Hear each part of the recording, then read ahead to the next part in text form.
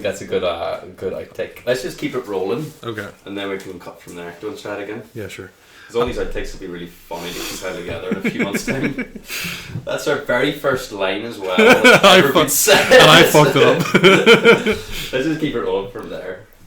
Hello, welcome to the Onions and Flagons podcast. I am LSD20. I didn't realise we were making up nicknames. I'm Patrick for now, but I'll have a funkier nickname next week, I promise. Today's video is going to be on session 0. So first we're going to talk about the book Tasha's Cauldron of Everything and their advice on session 0. And after that we're going to go maybe into some of our own sort of interpretations of what session 0 might be and our own experiences with session 0 as well, maybe, yeah. Sure, yeah. So the first thing that was brought up in Tasha's is character and party creation. It sort of gives examples of how some races, classes, and backgrounds may be restricted in certain campaigns or may be different depending on the setting you're in. So you can imagine a sci-fi setting or a science fantasy setting being different from a sort of Stone Age or medieval setting. We'll go into more detail of that later on. Next, party formation, as in the reason why the party gets together. It gives a few examples of the party origin, from overcoming a foe to a funeral to a festival. It could even be someone like a patron who is hiring hirelings. It could be even the classic you meet in a tavern. Yeah, it's one of the exciting things about the beginning of any campaign. The origin of the story is vitally important, and it can be quite tricky for a demon party to find a way to begin an adventure. A lot of DMs will go into a campaign knowing how they want it to end, knowing what experiences they want the players to feel, but actually having it work in a cohesive way in the very beginning can be quite tough to do, especially when you have 6 random people who have all these different ideas and expectations of things they might want to achieve. So having a session 0 can be a great way to outline all of the things that each individual player wants to experience themselves and find a way to find a happy middle ground and create an experience that's enjoyable and challenging for everybody involved. The next point brought up is the social contract. It's basically just saying that you should all respect each other and your own boundaries. So players should respect the DM should respect the players should respect each other. And if there is like a falling out, if there is some issue, you can speak it out like adults and have even a session re-0, as it's called, where you reach a certain point in the campaign, you realize people are sort of like have different intentions, different desires, and you want to sort of bring them together for a re-evaluation of where you're going and where you've been.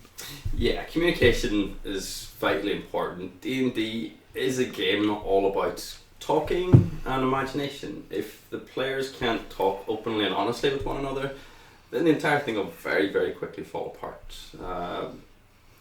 It's about just being respectful to one another and being able to have a platform where you're not only being heard but genuinely listened to as well. And that respect will go both ways for both the DM and the players. It's about everybody feeling like they are understood and everybody's needs are met as well. The next point that's brought up is hard and soft limits. So soft limits it describes as a threshold that one should think twice about crossing, as it's likely to create genuine anxiety, fear and discomfort. And a hard limit is a threshold that should never be crossed. So different people have different life experiences and different trauma and things that they've sort of carried with them through their life that result in them just having certain things being uncomfortable for them. Yeah. Do you have any soft or hard limits that you want to talk about, or is that too personal? Or we're getting right into the therapy stuff right away. How does that make you feel? Yeah. I'll suppose to speak from general experiences of my own campaigns that I've played in before.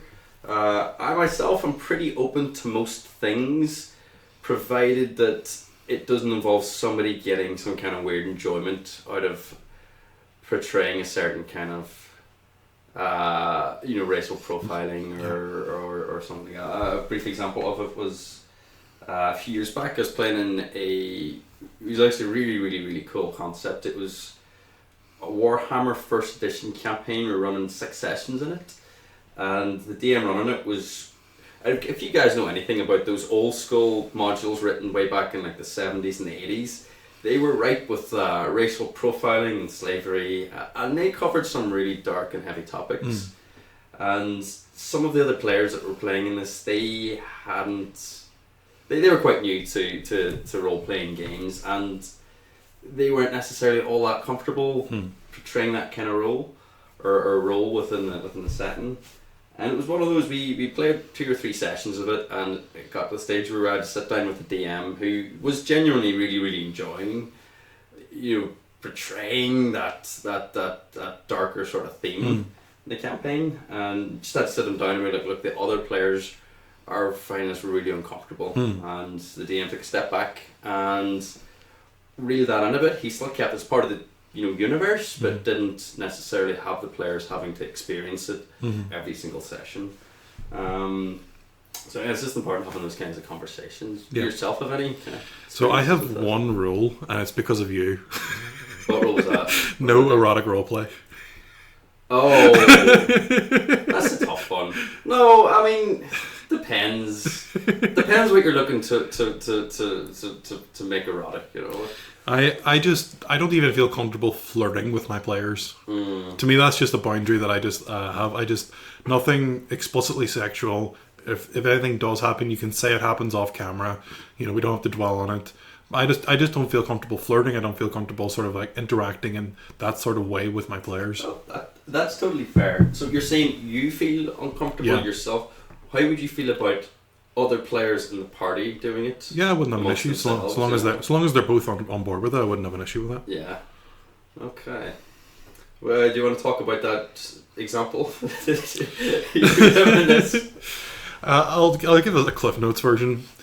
So you were being arrested by the town guard. You were bound and gagged, and you asked to flirt with the town guard to get out of the situation. Oh yeah, I remember that actually. Yeah. I mean, in my character's defense, I was playing a cleric, I believe. Yeah. Very, very hyper religious character, and if there's anything you would know about religious people, they are really into that kind of stuff. They are really into. And you yourself, you decided to bound and gag him. You just awoken something in him that day, and I like to think he had a lot of character development up until he was thrown in a mine and forced to break rocks. I'm pretty sure he was the only NPC that actually survived that campaign. That's probably right. Yeah. Yeah. So yeah, you need to set these hard limits, I suppose. It sort of goes into what age rating do you want your campaign to be? Yeah. Do you want to have? Are we going to allow people to curse, or are we going to allow people to talk about those sort of sexual exploits? Are we going to allow drinking and stuff with our players? Are we going to keep it nice and friendly and PG, or are we going really, really heavy? Yeah. How brutal do you want it to be? Do you want to have like a critical fumble table written by a trauma surgeon that explains in depth how any one particular critical hit or critical fumble could affect you permanently? Is that like disfigurement and dismemberment? Is that what you're interested in? It depends on the players that I'm playing with, or that I'm role playing, or that I'm DMing for. If I'm playing with people who don't really know the ins and outs of the game that well, I'm looking for a nice, light-hearted, easy enough campaign that everybody can sit and enjoy. If I'm playing with really experienced people that know how to min-max their characters and know how to really make the most of every opportunity given, I want that hardcore stuff. Yeah. I want it to be as hardcore and like nitty-gritty to the bone as possible. But it depends on the people that I'm playing with and their level of experience. Yeah. I don't want to be seeing new players suffering needlessly, because it can be really off-putting for them if it's their first experience. Yeah. It just depends on the people. Yeah. I mean, obviously any game will vary depending on the setting and the system.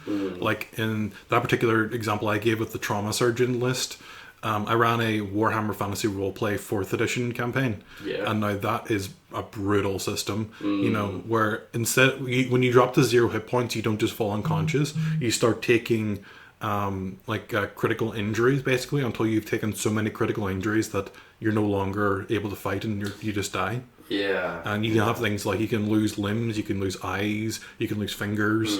It's very brutal and very very dark, and I did have to sit down with my players beforehand and just explain those rules. You know. That could go both ways as well, because those really hardcore rules can open up some really interesting character development opportunities. In one of my campaigns at the minute, one of our players lost an arm some time ago, and they were dual wielding swashbuckler characters, so they were without an arm for a good 7-8 sessions. Yeah. And their character had to really sit and come to terms with how they were going to approach combat for a long time. But through all that they were able to... I'm trying to remember exactly how they got an arm back. But because they're in a high fantasy magical world, there are ways to recover lost limbs. Yeah. It's not the real world. People can get their limbs back in certain ways. And now this character's got a really cool robot arm that can turn into like a half cannon. So... yes, they had to go through a bit of punishment by just having one arm for a while, but it opened up another avenue for that character to really develop, grow, and gain some kick-ass new abilities, like having a cannon arm like Guts out of Berserk. So yeah, again, important things to discuss in the first session, I suppose. And the last point in Tasha's is game customization, which talks about how much the 3 pillars of adventuring affect the humor, level of technology, puzzles, riddles, experience or character advancement, and house rules. So there's a lot to go over there. Yeah. Well, we're just sort of briefly skimming over everything. We'll talk about all that more in depth, point by point. But yeah, so the 3 core facets of D&D role-playing, according to the official 5e books, are exploration, role-playing, combat, and different games will have different amounts of each. So if you're playing in a like a courtly intrigue kind of adventure where you're in like a fey court and you're making your way, you're moving and shaking, there's obviously going to be a lot more role-playing, a lot less combat, and a lot less exploration. Whereas if you're playing the Tomb of Annihilation, where you're basically exploring a Chult, this rainforest or forest filled with dinosaurs and zombies in the very fantasy way, that's going to be heavy in exploration, a lot more in combat, and a lot less role playing. So you're just going to have different facets based on the campaign. Yeah, definitely. And again, I'm going to refer back to this a lot because it is one of those important things. It depends on what your players want. Do they want to experience, do they want to lose themselves in playing a different character?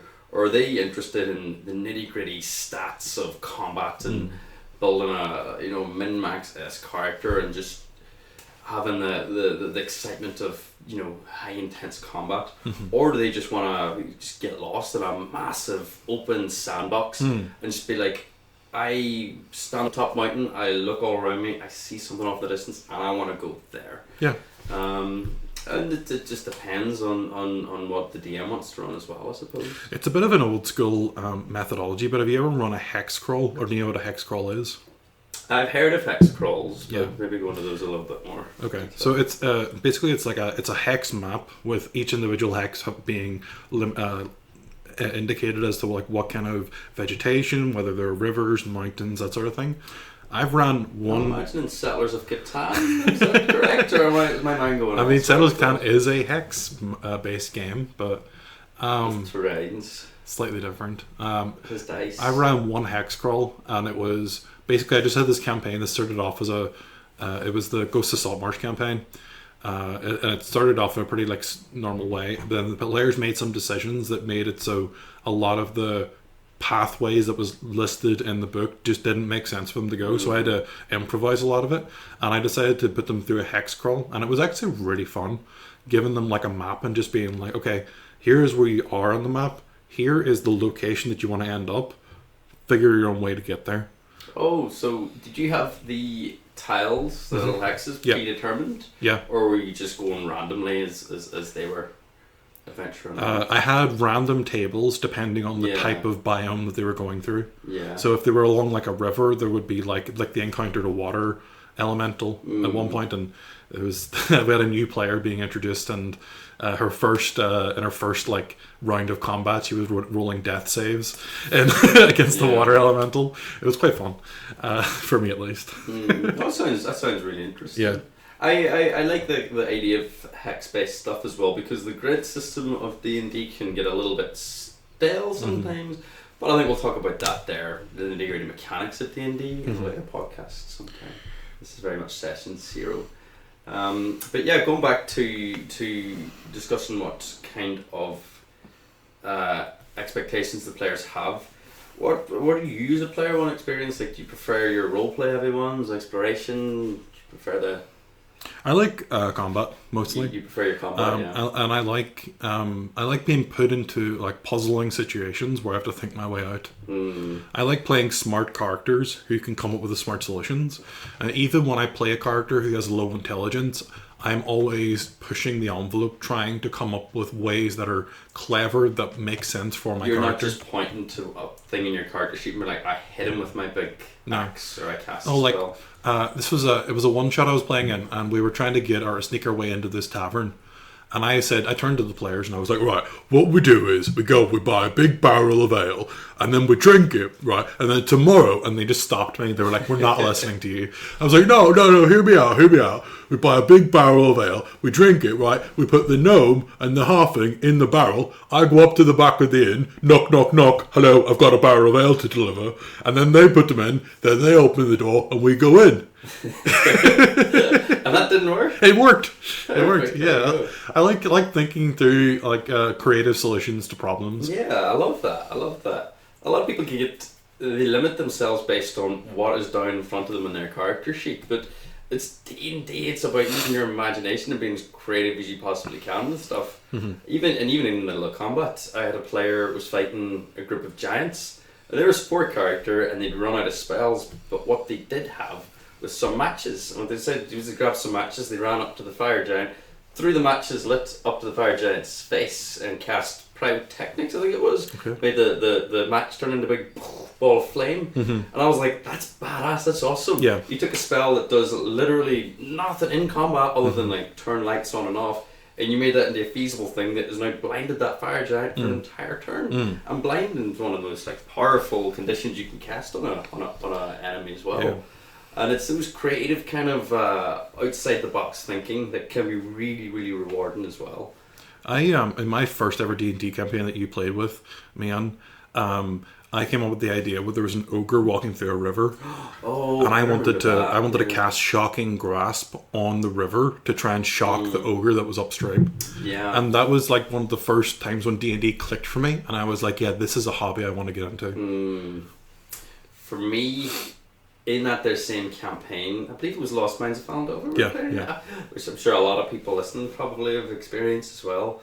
Was the Nothic was whenever D&D really clicked for me, and you were talking about the combat you really got into. For me, D&D's about the role playing, and it was whenever we encountered a creature called a Nothic, and this thing scared the life out of me with how it was portrayed. It was all of a sudden this voice was in my head.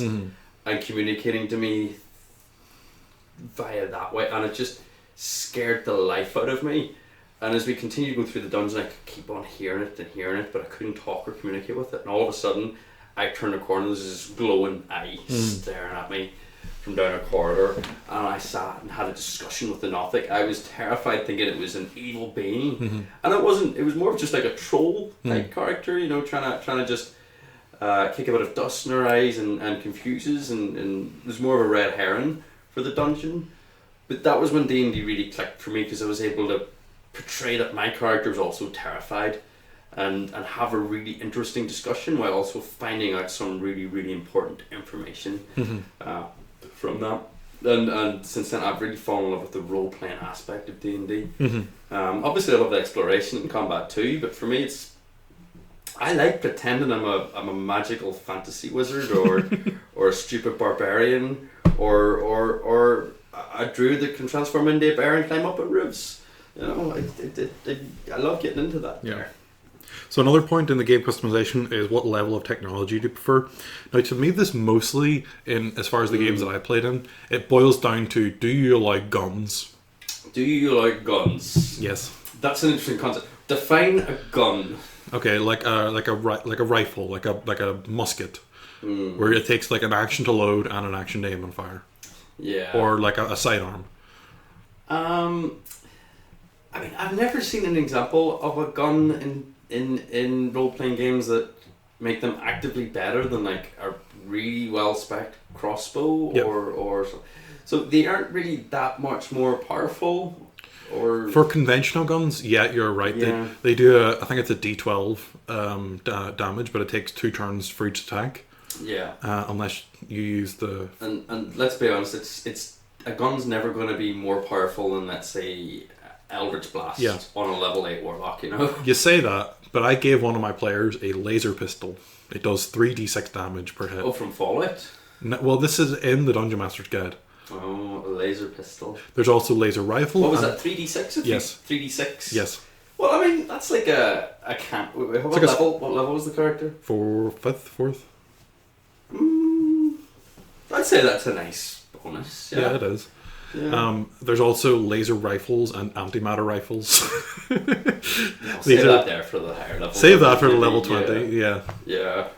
But you do have to have that question as a DM where if you as a player really want to play a gunslinger, you have to speak to your DM in advance, find out if guns are allowed, do they exist. Maybe you're the only person and you're like an artificer who's figured out how to use this. Well, that's what I was going to say. Like, if you're playing an artificer, it kind of is in your character to create devices that are going to manipulate gunpowder and things. So, it sort of goes into what classes are we going to allow? Are we going to allow all classes? Or are we going to only allow specific classes? And I'm very much on the table of I will allow all classes and all races to be played in the vast majority of my campaigns. If I'm going to disallow classes or certain characters, I'll just not allow player creation whatsoever and have set characters for my players to play. So if I'm doing like let's say I'm working on a short campaign at the minute, it's like a detective noir style. You'll learn more about it in the next couple of weeks when it's more refined. But for this, I very much have characters designed for my players to play instead. So it kind of removes that facet of worrying about which characters or which classes and races do I want to borrow from the campaign. But that doesn't really go into the question you're asking me. You're asking me about guns and D&D. I don't know. I've never actually used a gun in any of my characters in D&D. I've seen other people use guns in D&D, but they never really took that much of an advantage. So I've had 2 players who played with a gun, and there have been 3 guns in games that I've ran. One of them was was in the Death House of Curse of Strahd. I had a player who wanted to play as a gunslinger, and I allowed him. There was in Curse of Strahd, in one of the crypts beneath Castle Ravenloft, there is a gun.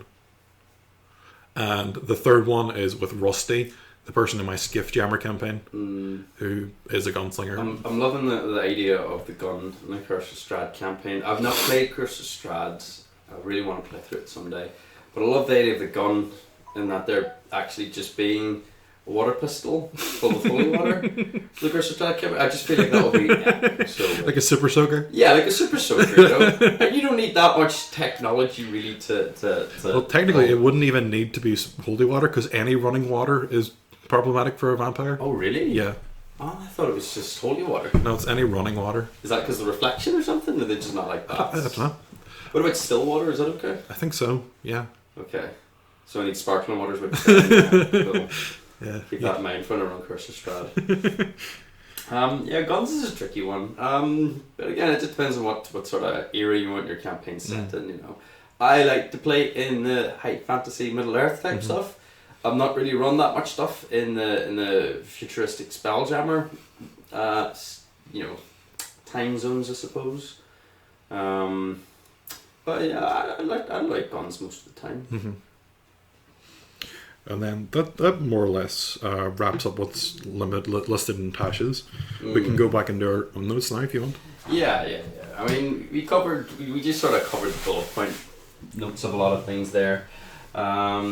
I think with session 0, an icebreaker can always be very, very important with players. If you're playing with a bunch of people that don't know each other, it can be awkward, man. Like, we've all been in rooms where not everybody necessarily knows each other. There's that weird tension in the air, and that can really take away from the experience of D&D. If people don't know each other, aren't comfortable around each other, they can be much more afraid of role playing. And that's that's one of the main points of a session 0, is to make people more comfortable with being around that group of people in particular. So it's finding ways to break those social barriers down and make people a bit more, open to. So to me, there's two things that you need to warm up. You need to warm up the actual players to each other, and you need to warm up the characters to each other. So I would do an icebreaker where we sort of go around the room and sort of get to know each other a little bit. But then I would also almost always, when I was starting a new campaign with people, I run a quote unquote hypothetical combat encounter where I just throw an interesting creature at them, and I get them to fight, and it's completely hypothetical solely because it's not necessarily always balanced, and if a character dies, they don't actually die, because I don't want someone to spend 3 hours making a new character and then immediately in the first combat die. Well, that's good for a lot of reasons, because it allows players to get a feel for the character they're looking to play. Yeah. If they have a wee test scenario like that, then they immediately know, can I see myself playing this character for the next, 5 sessions, 10 sessions, 20 sessions? If they're not enjoying it right off the bat, they might be like, okay, maybe this character's not for me. Maybe I don't want to play a bard. Maybe I want to play something else. And that's one of the great things about Session Zero, is because when you've actually sat down with someone and you begin playing and you begin doing warming up, that's when the errors, the friction, the miscommunication, the misalignment of views actually becomes apparent. Yes. Like if you've only spoken to someone through like Discord, when you're like recruiting them to join your campaign, you won't necessarily know what they're actually like. And Session Zeros allow you to sort of filter through people who are just not a fit for your table. Yes, definitely. And it can be really tough whenever you're 4 or 5 sessions into a campaign and you all of a sudden realise that there's one obvious problem as to why your players are having fun, and it's due to another player. It can be tricky to have that situation come up, which is why Session Zero can be so important, because it is about having those discussions early on to see if we're all on the same page about the things we want to discuss and experience. And that's why having the Session Zero as an icebreaker can be so important. One of my favourite ways to run an icebreaker session Zero is to ask a fun question that everybody can answer. We've all been in those really awkward job interviews before where they ask those icebreaker questions, and we all hate them, but they kind of work in getting people to open up a little bit. One of my favourite ones is, if you could choose any spell in D&D to be in real life, what would it be? And you can't say fireball, we don't support arsenic. Is wish too powerful?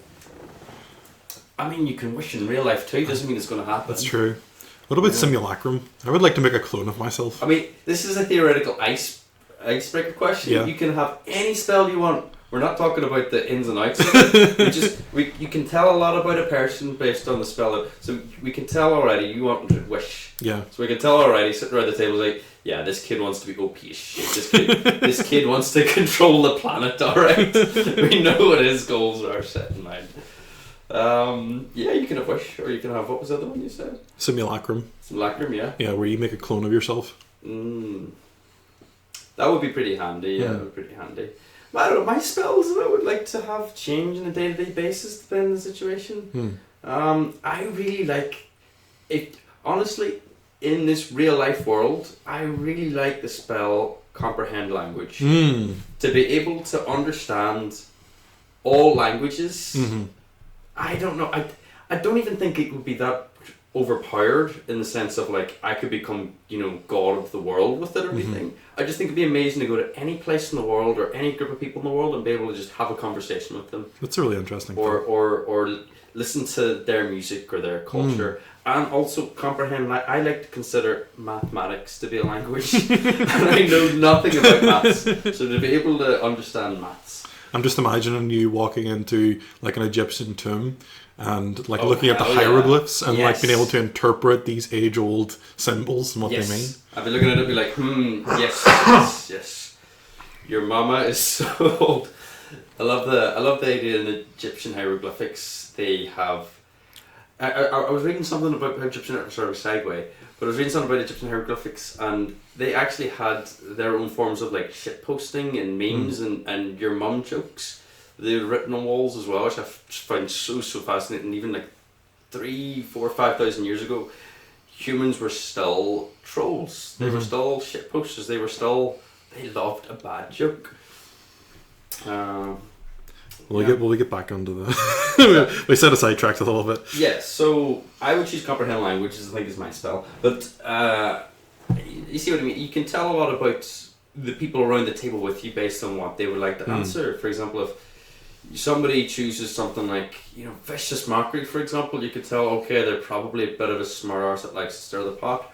Or if somebody chooses, I want world peace, I choose cure wounds, I like make it, that they're probably a good person, probably not a lot of fun at parties, but they're probably a good person, and their morals are set in the right way.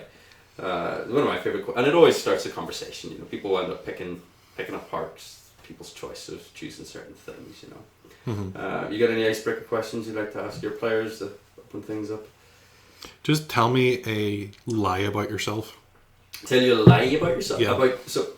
Is this a lie about myself as in me, Patrick, or a lie about myself as in my character? No, it could be either. Yeah. It's just like that's interesting. I hear people saying, "Oh, tell me like 2 truths and a lie" or something like that. But I really like the creativity people come up with when they're asked for a lie. I didn't come up with this. Someone else came up with it, and someone just asked me, "Tell me a lie about yourself." Yeah. And I told them that I was a Vietnam veteran. Okay. And he just sort of nodded, and I was like, "Yeah, I fought on the side of the Viet Cong." And he was like, "That's the kind of answer I'm looking for." That's the kind of bullshit, right? That's really interesting because people love being given an opportunity. Because lying is morally wrong and it's bad, but people love being given an opportunity where they're allowed to be bad and they're allowed to be like, "Oh, I'm allowed to lie." People really vibe off of stuff like that whenever they're allowed to do something they shouldn't or aren't typically allowed to do. So yeah, that's quite good, and it allows people to sort of open up a little bit and feel a bit more comfortable, I suppose. Another point I want to get onto is more like logistics. So like the when, the where, and the how long you're going to be playing D&D for. Yes. So like in the past, I was always a weekly person. And during COVID times, I was a several times per week person. COVID was a great time for D&D. It was. But recently, I've been really enjoying the once every fortnight. It just gives the DM more time to prep and more time to it lets you sort of like like sort of just think back and like get time and prepare and write notes about what happened, and you can sort of think about it and process it a bit better when you have some more time. For me, it gets exciting when it's once every 2 weeks. You get excited about it. It's like, D&D. Yeah. Tonight. Because it's more of an occasion rather than something you're like, oh yeah, D&D this week. When it's weekly, it feels like it's a chore. Yeah. When it's bi-weekly or it's bi-weekly every 2 weeks. It's both twice a week and once every 2 weeks. It's not a helpful term. When it's fortnightly, we'll say. Yeah. When it's fortnightly, it feels like you have a bit of, distance makes the heart grow fonder, or absence makes the heart grow fonder, whatever the saying goes. I am only playing in one campaign at the minute, and we do it fortnightly, and it works so much better because we're all adults now, whether we like to admit it or not. We all have jobs or kids or whatever other reasons, and it's not necessarily easy for all of us to sit and guarantee one night of the week where all 7 of us are able to sit down and play this together. Yeah. And we discussed very early on, it's like, we're going to do it fortnightly. And if it's a busy period, like if it's coming up to Christmas time or something, it's like, right, we're going to put a wee pin in it. We're not doing it for 3-4 weeks here. Everybody take a bit of time off for Christmas. And it's good to have these discussions over session 0, because if you agree early on in session 0, right, we're going to do this every single week, then it kind of, the players know what to get themselves into then. Yeah. And then they can speak up and be like, look, I can't do this every week. I'm going to be absent. Because there's nothing worse than whenever you're trying to organise a session, everybody drops out. Yeah. Half the players drop out. At least, if you can all discuss that there right off the bat, there's like, right, I know that D&D is going to be on this week of every month or this day of every week or whatever, and they can plan their future, 2 months, 4 months, 6 months, however long your campaign is going to be. Yeah. They can plan that out and make it a bit more smooth running for the future. Yeah. Another thing I love to discuss in session 1 is how long the campaign's going to be as well. if it's 5 sessions, if it's 10 sessions, if it's 20 sessions. Again, it's just about giving the players as much information as they need to be able to make informed decisions of if this campaign is the right campaign for them. You know, if they find out session 0 to 20 sessions and they can't commit to 20 sessions over, you know, a year, then that's fine. There's no harm done. They can leave that campaign, or they can leave this there and then, and we can get somebody else in then. We aren't left with disappointment of maybe some weeks this guy can make it, other weeks this guy can't make it. And as much as you want to lie to your players, you're better to be truthful. I think we've all been in situations where we were invited to a 1 or 2 shot that turned into like a mini campaign. I've done that a few times. I've created 1 shots that have turned into I was running a 1 shot, I'll say, down in Donegal about 2 years ago for a couple of friends of mine. They're all pretty experienced D&D players, so I was like, I could run something a bit more intense. And if you've rolled a 1 shot before, you and I've then put that 1 shot to fruition, you very quickly realises something you think might take your players half an hour. The likelihood is that shit's going to take about 3 hours to do. It takes your players a lot longer to do stuff than you'll have planned out. So yeah, if you plan for 5 sessions, likelihood is that's going to take closer to 10. You know. Will we move on to character creation? Oh yes, this is the bit I'm looking forward to. So the first thing that comes up is your race, your class, your background, the very basic stuff of your character. This is now called? Is it called species now? Yeah. In the new Player's Handbook 2024, they now refer to race as species. Okay. Because race has some connotations. Yeah, no, that's fair. That's fair. So as far as races go, there is an archaic, that's not the right word, legacy. There's a legacy race called the Aarakocra that was sort of like infamous for being quote unquote overpowered because it at level 1 lets you have a fly speed. Yeah. Aarakocras are very divisive species.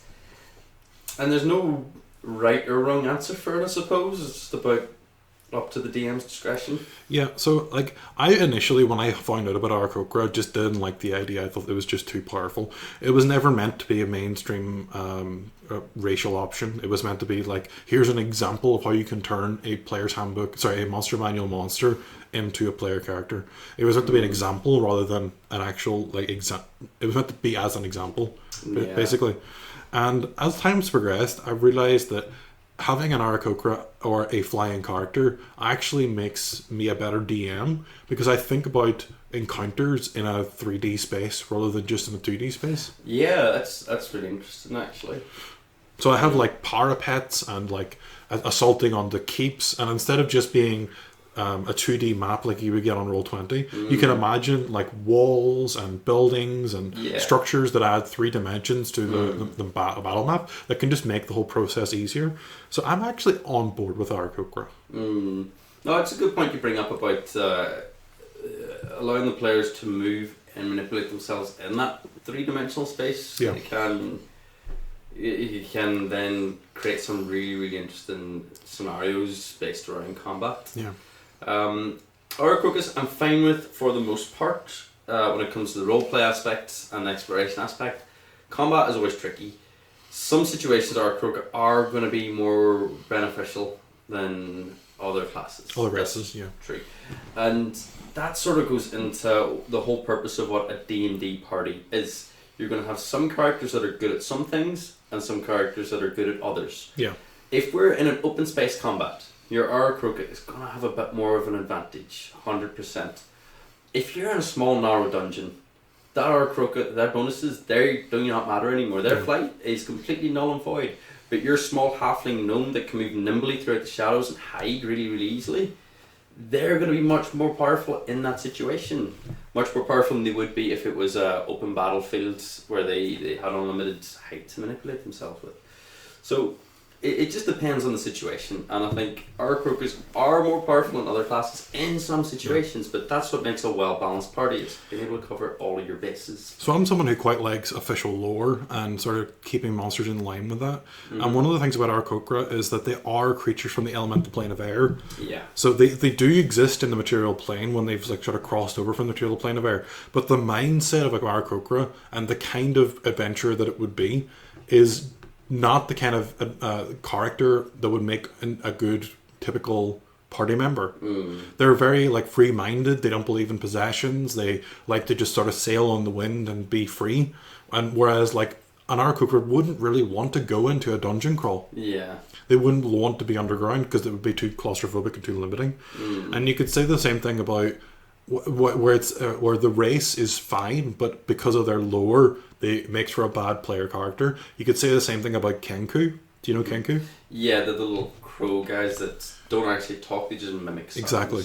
And like, if you have a player who wants to play a Kenku, that is a high bar to role play correctly, because basically your entire vocabulary is all in mimicking things you've heard from other sources. Yeah. And it's just very difficult, and it requires a lot of player buy-in. I think a lot of different races have their vices similar to that. There, like if you are looking at player lore, let's look at Drow for example. They are typically a species that is quite shunned upon in the D&D world, and they don't do well in sunlight. Yeah. So it again sets another high level of role play for people who are playing it. Drow. If you're in sunlight, you are limited in the things you can do and the things you can. If you're in a busy city setting and you're a Drow, you're going to have a tougher time interacting with NPCs there. Yeah. And it's the same with all classes really, bar humans, I suppose. And it's up to the DM to make things equally challenging for all classes, I suppose, in that regard. Make things tough on dwarves, for example, from time to time, or make things tough on. I would say tieflings, but let's be honest, tieflings already have a tough enough time as is in D&D. So I think it's about the DM making everything mutually challenging enough for each player in that way, in their own class. Like, it is possible that based on the DM's own homebrew setting, that certain races just don't exist. So, like, for example, one time I ran a campaign that you played in where I told you that you weren't allowed to play as Dragonborn. Oh, I remember that, yes. Yeah, and the reason was because Dragonborn were very rare because they were hunted for their blood, which was used in a ritual to create half-dragon soldiers. Yeah. And this entire process was not clear to the players, and it was hard for me to justify it without explaining the lore that would then be revealed in the campaign. So sometimes just listen to your DM and try not to ask too many questions. I think it's also fine to just be like, look, I'm not allowing this, I'm not allowing that, I'm not... It's the DM's campaign at the end of the day. Yeah. It's up to their own volition whether they want to be like, I'm allowing this or I'm not allowing this. And if the DM doesn't allow it, there's very little you can ask the DM if it's allowed. But if the DM says no, it's usually a hard no. Unless you're really, really persuasive. Unless you're really persuasive. Roll persuasion on DM. Yeah, it never works. Trust me, it never ever works. Going into more about the character building aspect. How do you like to do your dice rolls? Standard array. You like standard array? I do. And I like it because it limits min-maxing. Yeah, I like rolling for mine. I like to roll. But it's one of those, I let the players choose. I mean, we can both agree nobody does point buy. Only people who are min-maxing do point buy. Yeah, nobody does point buy. Most of my players don't actually know point buy exists. Yeah. And I'm never going to tell them point buy exists because it's boring. You can have standard array, grand, or you can roll for it. Yeah. I'll automatically respect you a little bit more if you roll for it. Yeah. I like my players being a bit more powerful, so I'll let them re-roll ones. Some people don't let them re-roll ones. I let them re-roll ones, and I'll never let them have a stat lower than 8. Believe it or not, you can actually roll so bad that you have a 3 in an ability. And I'm like, if your character has a strength of 3, they wouldn't even be able to hold themselves up in their bloody legs, Yeah. So I'll either let them. I'll give them the choice. They can have standard array, or I'll let them roll. I'll let them roll first, and if their stats are that bad, I'll let them then choose standard array. Yeah. I like to give my players a little I like to let my players feel like they're more powerful. That way I can throw more powerful things at them. Yeah. What about leveling up? Do you do rolling? Milestones. Yeah, I'm saying milestone. I don't know a single person that does experience. No. I don't know how many people I know do D&D, play D&D, DM D&D. Not a single person keeps track of experience. Yeah. It's just too difficult to implement. Yeah. Unless it's like a small campaign, and I mean small in the sense that you get 2 players and you can really keep track of XP that way. No milestones, because it feels more significant then. Yeah. You know, you've just been trailing through this dungeon for the last 4 sessions, and you finally finish off the big bad evil guy in the dungeon, and you're like, right, I can breathe. And the DM says, by the way, he's all get a wee level up. And like, that feeling feels amazing. Yeah. Whereas, let's say your experience, and you're like 5 experience away from leveling up, you're like, I would just go chop a couple of heads off a couple of goblins outside real quick and level up that way. Yeah. That doesn't feel as rewarding to me. That doesn't feel anywhere near as rewarding. Just that the DM's just going to, by the way, you get a wee level up as well. Yeah. That feels great, you know. This is going to be a weird reference, but it's kind of like how the Pokemon anime evolutions happen. Exactly when they need to, yeah. Exactly when they need to. Yeah. Exactly when they need to, yeah. That's a great example of it, yeah. What about classes? Do you have any limitations on subclasses or classes? No, I'm pretty open to pretty much everything. If it's a homebrew one, there's only times where I might be a bit like, I don't know, let's keep it based in the books. But I'm pretty easygoing. As long as your character makes sense, as long as the motivations of your character are aligned with the rest of the group, and the reasoning for your character being there and makes sense, I'm totally fine with you playing whatever you want. Yeah. I'm not gonna. Does that include third-party content? It depends. As long as the players can make it make sense in that campaign setting, I don't mind. I don't really familiarize myself with that much third-party content stuff.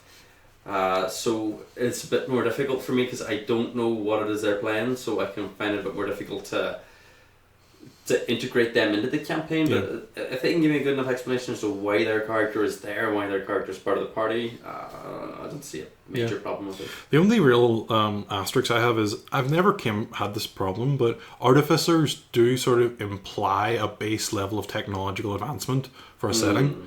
And I've never ran a setting that could exclude artificers, but I have thought about doing so. Well, any artificers...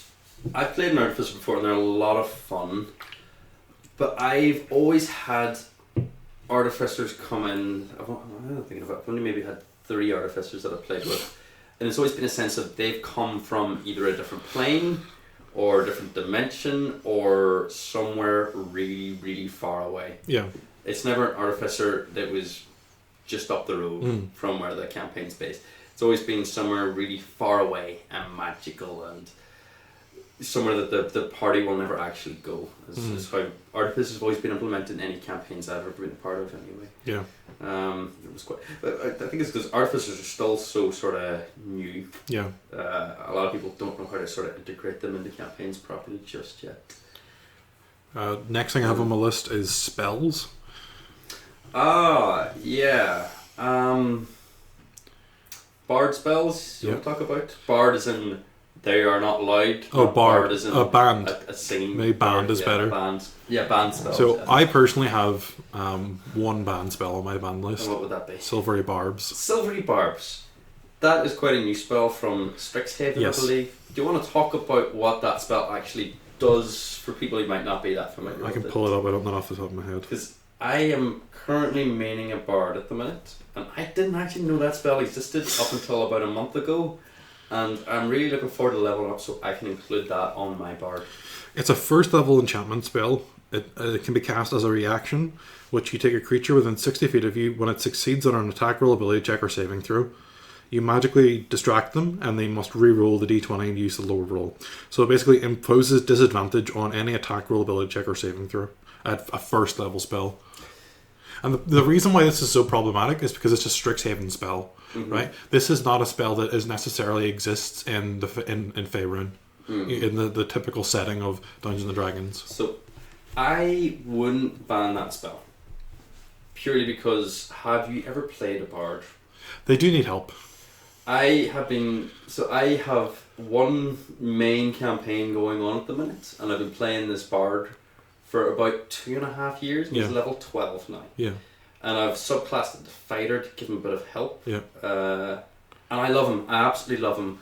But by God, do bards need help? Yeah, they do. Bards are not that strong, and you can only actually use that spell as your reaction. But it's also a sorcerer and wizard spell, and they do not. Oh yeah, no, screw sorcerers and wizards. Right, let's be honest. If it's a wizard, they're going to be casting shield as their reaction. Yeah. And if it's a sorcerer, they got wild magic. They'll probably roll a D100 and end up having a fireball explode out of them or something. Silver Barbs was a spell designed for bards. I think it's fine on bards. I don't think wizards and sorcerers are too selfish to have a support spell like that, I think. Especially as a level 1. I think they're too selfish to have a spell like that. I don't see a wizard or sorcerer running it that often. A bard, I think it's very well needed in a bard though. And I think it should just be for a bard, you know. I don't think that should be banned. But we're not here to discuss the ins and outs of that particular spell. We'll talk about spells more in depth, I think, in a future podcast. Ban spells, let everything be allowed to a limit. But if something feels a bit too powerful... You want to retcon it? Then maybe not retcon it, but add like a certain level of risk. For example, let's take greater invisibility, for example. It's only a minute long, but you can do a hell of a lot in a minute being invisible. But being invisible, that doesn't necessarily mean that you're invisible to, let's say... Things with tremor sense, true sight. Exactly. Or traps and glyphs of warding and things like that there. It's more up to the DM to come up with clever ways to make it not quite as powerful, you know. Ban spell, I don't know, it can be really, really tricky. I can't think of any spells off the top of my head anyway that I would want to outright ban. If anything, I would probably want to give a few spells a big buff. There are lots of changes coming in D&D 1, as it's called, the new version of D&D 5e. Yeah. Well, like some things I would say maybe change the way certain spells work. Like, I am a big believer if you're using the spell Cure Wounds and it's not in combat, I don't think you should have to roll for it. I think it should do the max healing if you're using it out of combat, because you can focus all of your sort of magical energy on that. Because nothing feels worse than whenever you just finished a big combat, you're sitting having a wee heal up, and you roll a 1 on your healing, you're like, well, I'm not really much of a healer there. You know? Yeah. But you know, that's things that should be discussed again in session 0, I suppose, how certain spells and things interact. Yeah. Or even just have them figured out as you go throughout the campaign, you know. Ban spells, I don't know. I don't think so. There's just a couple of things where, like, some D&D nerds who are like min-maxers have just like found certain exploits in spells. Yeah. Like, okay, so wishing for simulacrum. Yeah. Resting, and then having that simulacrum cast wish, creating a simulacrum of you, can create infinite simulacrums of you. God, I swear to God, you see if those kinds of people could put their brains to more important matters, like solving world hunger and things, God, we live in a much better world. Or conjure woodland animals, like, summoning pixies, which can then cast polymorph. I know, like, if those guys, if people like that, honestly, you could use your brains instead of problem solving D&D, problem solve things like renewable energy and things. use your brains for that. Stop finding holes in D&D. I mean, whenever you create a game like D&D with, how many spells are in D&D? Hundreds of them. Yeah. With even more fucking abilities and stuff like that. There's always going to be exploits. Do you know what I mean? Yeah. There's always going to be exploits. If the player chooses to do that, that's fine. But you're kind of like missing the point of D&D if you play like that, you know. Yeah. Your character wouldn't know to do that. Yeah, your character wouldn't know to do that exactly. It sort of goes into metagaming, I suppose. Which is very. It could be a different topic for another show. It could be a different topic for another show, I think. Ban spells like that. I mean, if somebody wants to sit and do that, that's fine. But you got to realize things like that take time. And use the DM can be like, all right, you want to spend the next week doing things like that. They're grand. While you're doing that, there, all of this other shit's going to happen. If you're playing like a lich as your big bad evil guy's like, yeah, you can do that all you want, but that lich is going to make thousands and thousands of skeletons then to storm the city, and there's nothing you can do about that there. So it's about again up to the DM to find ways to counter that. But I myself, I wouldn't actually ban any spells. I would just ask my players not to take advantage of holes in the system. The next point I have on my list is inspiration. Yeah, so I love inspiration. So this should be discussed beforehand, just so the players know what they're getting themselves into. But basically, inspiration it's a free reroll that you get if you meet certain criteria, and it's normally described as if you make a decision that is like heavy on role play, maybe you go and put a lot of effort into role playing or making an argument, or you make a choice in combat or in role play that is disadvantageous to your character but makes sense for your character. Yes. Something like that, where you get a free reroll. I personally have a rule, and no one's taken me up on this offer. If you wear a costume to the session, you get inspiration. Oh, 100%, yeah. 100%. I like to think inspiration is one of those things that exists outside the actual game of D&D and transcends into real life. Yeah. In the sense of, if it's your birthday, you should get an inspiration day. Yeah, you should get an inspiration day. If you bring some really, really good snacks, like one time one of my players made a really nice lasagna for the party, and we were all eating lasagna while playing, and I was like, there's a point of inspiration for you. You can have a point of inspiration for that. Another one I like to do is whenever we're doing recaps, and a player decides to be like, right, I'm going to choose this here recap, or I'm going to do the recap this here week, and if they do a good enough job with the recap, I'm like, yeah, point of inspiration for that. Yeah. I don't do inspiration die in the sense that they get to re-roll though. I don't like the idea of re-rolls because it just can feel a wee bit bad sometimes. Say you re-roll, or you roll, you get a 5, you re-roll and use your entire point of inspiration and you get a 4, that just feels bad. And I don't think an inspiration should ever feel bad. So do you treat it like a bardic inspiration?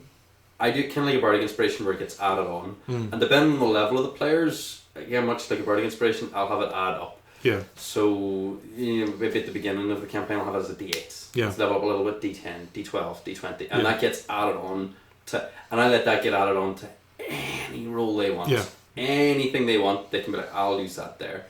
And that's one of the most satisfying things about playing a bar is bardic inspiration. Yeah. But inspiration, they can be really important, and they can almost feel like, it almost feels like leveling up in a way whenever the DM very sporadically gives an inspiration point. It can feel really, really nice when the DM's like, yeah, you can have a wee point of inspiration for that there, you know what I mean?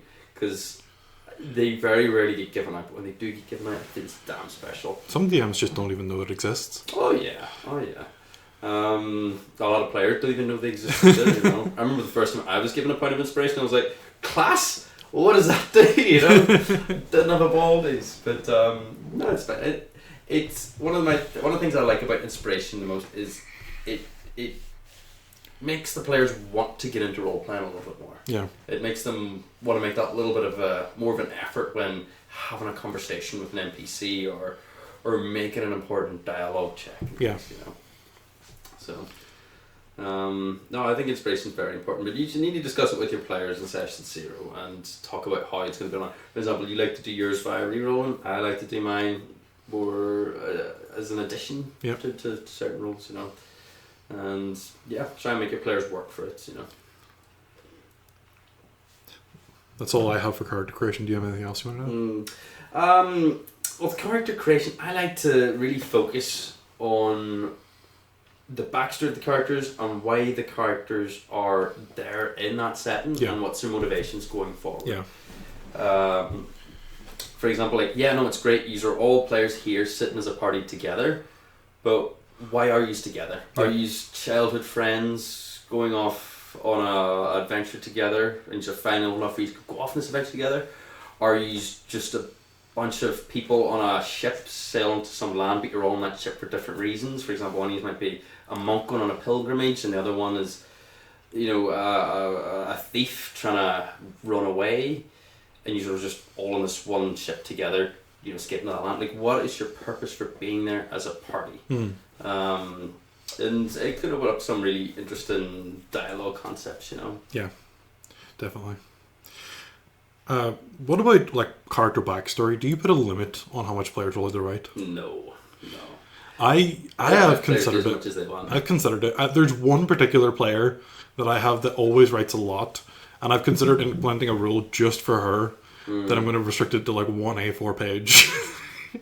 I think it depends on the way they write. Yeah. I mean, if they're writing it as like a George R. Martin kind of book, where it's like really word heavy and it's just written as one big wordy paragraph. Yeah, no, definitely don't. I mean, they can write that in their own time and have that be their card. But if you're coming to the campaign, it's just bullet points. Bullet points, so I can read bullet points. Yeah. I've got a lot of reading and writing to do today. I don't want to sit I've got no issue with a player writing that about their character, but it's when they expect me to read it. Yeah. And be half wise about your character. If your character is like 20 years old, just leaving time, but they've already fought in 20 wars. Yeah. Kill 3 liches, kill a few dragons, marry 2 princesses, divorce 3 times. Level 1. And they're level 1. That doesn't make sense, that doesn't make sense. But yeah, I think you covering that there is really important. And that's one of the fun things about building characters all together in session 1. Yeah. Can be is such an important reason, because it makes the players meld together a lot better if all of the party is sitting making their players as one. Yeah. It can be tough trying to find an example or a reason as to why all of the players would be there in that one situation together. Yeah. And having that ironed out in the first day can make for a very smooth campaign going forward. One of the things I like to talk a lot about when it comes to character building is alignments. What kind of campaign are we going to be running here, boys? Are we all good guys? Are we all bad guys? Are we going to have some people who are good, some people who are bad, and we're going to have that constant friction within the party role-playing aspect of some players want to do this and some players want to do that. Some players might want to kill the prisoners, some players might want to take the prisoners hostage, and creating that friction. Is that an experience you guys want to be experiencing throughout the rest of the campaign? Yeah. Like, for me, it takes a long time playing with someone to know if even I would trust them to play an evil character. Some people are just use D&D as an excuse to manifest their dark desires. I don't know a better way to put that, but... Yeah, I think when you give people complete and total freedom, they can take advantage of it sometimes, And I would use, like, let's say Grand Theft Auto as an example for it.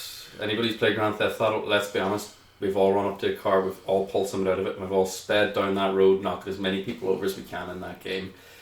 If you give people that chance where they can do whatever they want, you're always going to have those experiences where people are going to do, bad or morally incorrect things. And why that can be so impactful in D&D is it's supposed to be a shared experience with everybody on the table. So you need to make sure that everybody at that table their expectations are aligned with it, their moral obligations are aligned going forward. That said, though, I think it's always good to have 1 or 2 characters that are a little bit more chaotic. That can be a call for some really interesting situations, I suppose. I had a player once who turned to me and said, I don't understand why anyone would want to play an alignment other than chaotic neutral, because you get to do whatever you want. Yeah, no, 100%. And having to explain to someone that, like, some people do want to live as a good or a lawful character. They want to roleplay that. They don't just want to do whatever takes their fancy and be carried with the wind and be a free soul floating throughout doing anything they want. They want to stick to a set of moral like guidelines and disciplines, and they want to play a religious character. They want to play. They want to follow a specific god. They want to be a representative of that god. There is something to be said for that, and alignment just means different things for different people. So which I think putting a rough guide out, like saying, listen, if I don't know you, you can't play chaotic evil and you can't play neutral evil. All right, just that's you just can't do that. You know, yeah. Yeah, and it also depends on the campaign the DMs wrote as well. If it's let's say it's a campaign based in Avernus, all right, I want all my players to be evil. Yeah. And you make that their role going forward is like, look, you guys are in hell. You are in hell for a reason. You have done some messed up stuff in your past lives to get you in this here situation. And then that gives them a chance to express that sort of evil chaoticism. But if they've been sent on a holy mission from God, you can't have them all playing evil. You know what I mean? Yeah. Although in saying that, I can't imagine anything much more boring than a party full of like lawful good clerics going through a campaign. That sounds painfully boring, but at the same time, I would not want to DM 6 chaotic neutral characters. Yeah. Just doing whatever they all feel like doing. There were actually taking care of toddlers. There were actually rules in past editions where if you were in a plane that didn't align with your god, your god's powers were weaker. So let's say you were like a 20th level cleric with like 9th level spells, right? If you went into Avernus, you could only cast 5th level spells. I like that. I like those rules. Yeah. I do. I would agree with that there. Because you're far away from your god. Your god's influence in that plane is weaker. Then it tests this, the strain of the relationship you have with that being. So yeah, no, alignments are important. Sort of a shout. I